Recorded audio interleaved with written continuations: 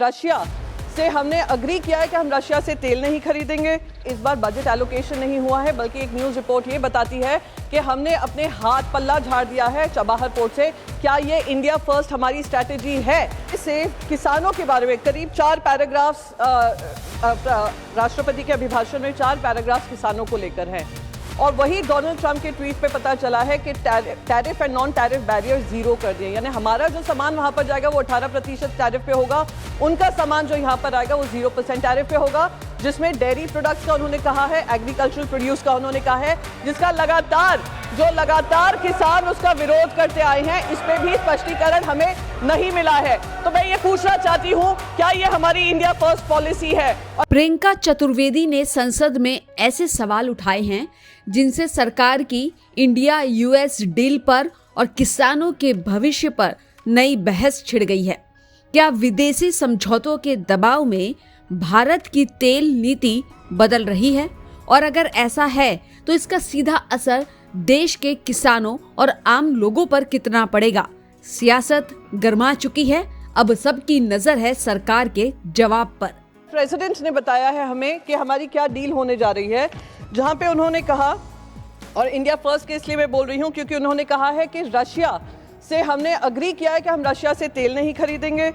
कुछ दिन पहले बजट के सवेरे उन्होंने कहा था, ये भी अग्री किया है इंडिया ने कि ईरान से तेल नहीं खरीदेंगे। और जब बजट पेश हुआ तो जो चाबहार पोर्ट के बारे में बजट एलोकेशन होता था, इस बार बजट एलोकेशन नहीं हुआ है, बल्कि एक न्यूज़ रिपोर्ट ये बताती है कि हमने अपने हाथ पल्ला झाड़ दिया है चाबहार पोर्ट से। क्या ये इंडिया फर्स्ट हमारी स्ट्रैटेजी है?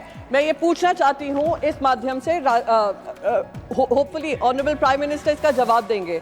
दुख इस बात का होता है कि कॉमर्स मिनिस्टर जो थे, कॉमर्स मिनिस्टर जब राज्यसभा चल रही थी, राज्यसभा में आकर अपना वक्तव्य नहीं दिया। उन्होंने पहले मीडिया को बात साझा की और मीडिया के सामने भी वो जो गाइडलाइंस हैं, जो फ्रेमवर्क है, उसके बारे में कुछ नहीं बता सके। ना उन्होंने प्रेसिडेंट ट्रंप की कही हुई चीज़ों का खंडन किया।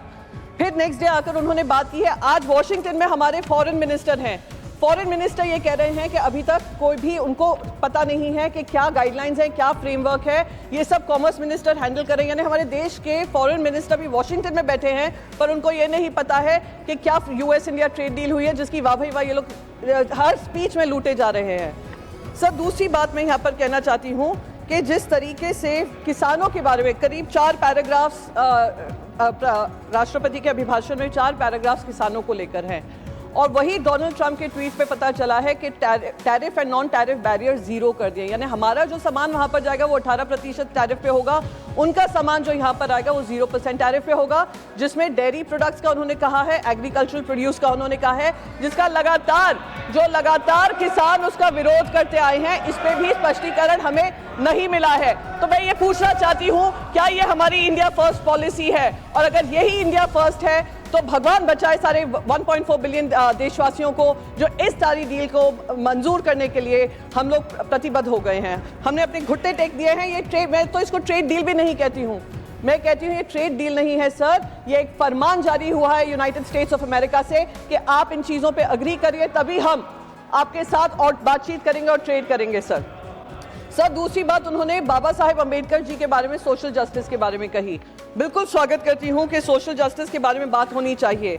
उन्होंने नेशनल एजुकेशन पॉलिसी की भी बात की, पर अगर वो इकोनॉमिक सर्वे देखती तो इकोनॉमिक सर्वे में कहा है every 1 international student coming to India, 28 Indian students have left the country. Sir, इससे जो हमारा ब्रेन ड्रेन होता है, is costing the country about 3.4 billion US dollar. Sir, बस एक लास्ट चीज़ कहकर ख़त्म करूँगी, और इसी से मैं ये सोचती हूँ कि हमारे इनकमिंग बच्चे जो इंटरनेशनल स्टूडेंट्स हैं क्यों नहीं आते हैं, और हमारी जो कैंपसेस हैं, कैंपसेस में ध्रुवीकरण करने के लिए जो यूजीसी गाइडलाइंस लाया गया था, सोशल जस्टिस की आड़ में राजनीति चल रही थी, केंद्र सरकार उस पर चुप्पी बांधे रही। और मैं माननीय सुप्रीम कोर्ट का धन्यवाद करूंगी कि उन्होंने जो गाइडलाइंस, जहां पे आप ध्रुवीकरण कर रहे थे, कास्ट के अनुसार कर रहे थे, उसको खत्म करने का काम किया है। और अगर सरकार में अभी थोड़ी भी लाज बची होगी तो उस यूजीसी गाइडलाइंस को बाकायदा विड्रॉ कर एक न्यू गाइडलाइंस कैंपसेस पे लागू करेंगे। सर, इसी शब्दों के साथ मैं अपनी बात खत्म करती हूँ। Thank you so much. धन्यवाद।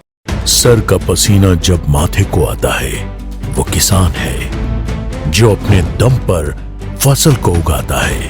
आन है, बान है, शान है, किसान है। किसान इंडिया, चलेगा हल, बढ़ेगा बल।